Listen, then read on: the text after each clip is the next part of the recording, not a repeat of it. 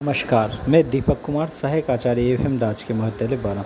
आज हम पढ़ेंगे मुद्रा का अवमूल्यन, उसके उद्देश्य, आवश्यकता या कारण। तो उससे पहले हम जानते हैं अवमूल्यन क्या होता है। अवमूल्यन का तात्पर्य है किसी देश द्वारा अपनी मुद्रा के बाहरी मूल्य अर्थात विदेशी मुद्राओं के संबंध में को कम करने से है, जिससे उस देश की मुद्रा सस्ती हो जाती है।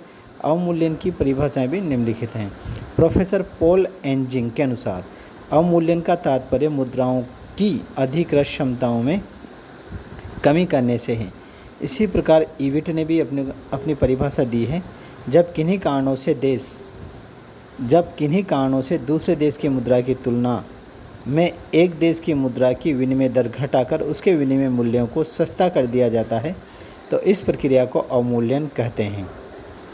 डॉक्टर गांगुली के अनुसार अवमूल्यन का अभिप्राय देश की मुद्रा के बाह्य मूल्य में कमी कर देना है।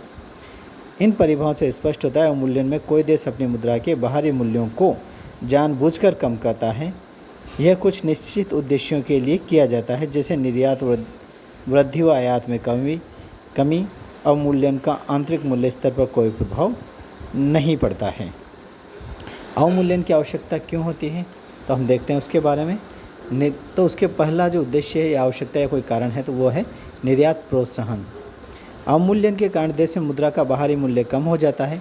इससे विदेशियों के लिए उस देश की वस्तुएं सस्ती पड़ती है। जैसे $1 बराबर 50 रुपये विनिमय दर थी, अवमूल्यन से वह $1 बराबर 55 रुपये हो गई। तो जो $1 पर पहले 50 रुपये मूल्य की वस्तु खरीद सकता था, अब वह 55 रुपये मूल्य की वस्तु खरीद सकेंगे, अर्थात पहले से 5 रुपये के बराबर अधिक वस्तुएं खरीद सकेगा, क्योंकि आंतरिक मूल्य स्तर यथा स्थिर है। इस प्रकार आयातक देश के लिए आयात सस्ते हो जाएंगे, जिससे अवमूल्यन करने वाले देश के निर्यात बढ़ने लगेंगे। दूसरा बिंदु है आयातों में कमी। जिस प्रकार अवमूल्यन से निर्यात बढ़ेंगे, वैसे ही आयातों में कमी आने लगेगी, क्योंकि विदेशी माल उस देश के लिए महंगा पड़ेगा। पहले दिए गए उदाहरण के अनुसार अवमूल्यन से पूर्व $1 का मूल्य माल खरीदने के लिए 50 रुपये देने पड़ते थे, किंतु अब अवमूल्यन के पश्चात 55 रुपये देने पड़ेंगे। इससे आयातों में कमी हो जाएगी। व्यापार संतुलन को संतुलित करना।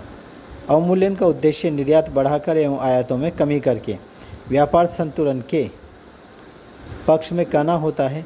जब किसी देश का व्यापार संतुलन निरंतर घाटे में चलता है, तो वह अवमूल्यन की नीति अपनाकर व्यापार संतुलन को पक्ष में लाने का प्रयास करता है। देशी उद्योगों को संरक्षण। जब सरकार स्वदेशी उद्योगों को संरक्षण देना चाहती है, तो वह आयातों को नियंत्रित करने का प्रयास करती है। इसके लिए उसे अवमूल्यन नीति का सहारा लेना पड़ता है, ताकि आयात महंगी हो जाए और स्वदेशी उद्योगों का माल बिक जाए। राशिपातन पर रोक। राशिपातन पर रोक यानी कि डंपिंग। जब कोई देश अपनी निर्यात बढ़ाने के लिए विदेशों में उत्पादन लागत से कम कीमत पर वस्तुएं बेचने लगता है, तो उसे राशिपातन कहा जाता है। इसको दोबारा समझिए। जब कोई देश अपने निर्यात बढ़ाने के लिए विदेशों में उत्पादन लागत से कम कीमत पर वस्तुएं बेचने लगता है, तो उसे राशिपातन या डंपिंग कहा जाता है। इसके हानिकारक प्रभावों को रोकने के उद्देश्य से अवमूल्यन की नीति अपनाई जाती है, ताकि राशिपातन के कारण स्वदेशी उद्योगों पर कोई विपरीत प्रभाव न पड़े। विदेशी ऋण प्राप्ति। विदेशी ऋण प्राप्ति के उद्देश्य से भी अवमूल्यन किया जाता है। अवमूल्यन से विदेशी ऋणों को प्रोत्साहन मिलता है। अगला बिंदु है मुद्रा संकुचन के प्रभावों को समाप्त करने के लिए। मुद्रा संकुचन के कारण वस्तुओं की आंतरिक मांग समाप्त हो जाती है। निर्यात वृद्धि के लिए अवमूल्यन का सहारा लिया जाता है, ताकि विदेशों में वस्तुओं की मांग बढ़ाई जा सके। और बदले की कार्रवाई। जब कोई एक देश अपने आयातों पर नियंत्रित करने के लिए अवमूल्यन की नीति को अपनाता है, तो दूसरा देश भी बदले की कार्रवाई के रूप में अवमूल्यन की नीति को अपनाता है। अवमूल्यन की सफलता की शर्तें अथवा सीमाएं।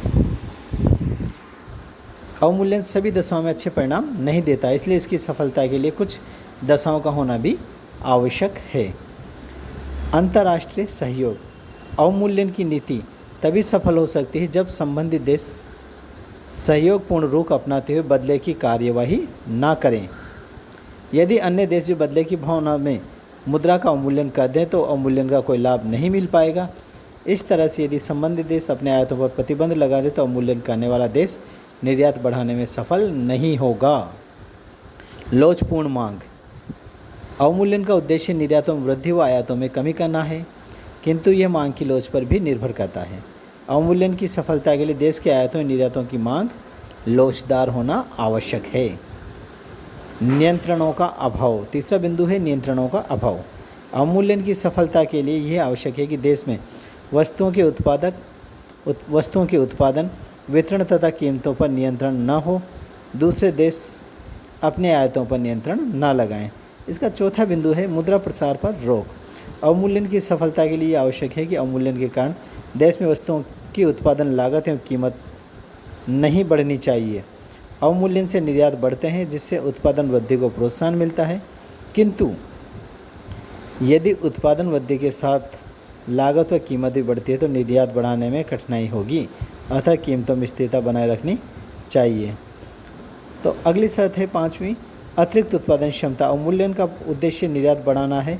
यह तभी संभव है जब देश में अतिरिक्त उत्पादन क्षमता हो ताकि उत्पादन बढ़ाकर निर्यात किया जा सके। जिन देशों में उत्पादन बढ़ाने की क्षमता सही है, जिन देशों में उत्पादन बढ़ाने की क्षमता नहीं है, वहाँ अवमूल्यन करने से कोई लाभ नहीं है। धन्यवाद।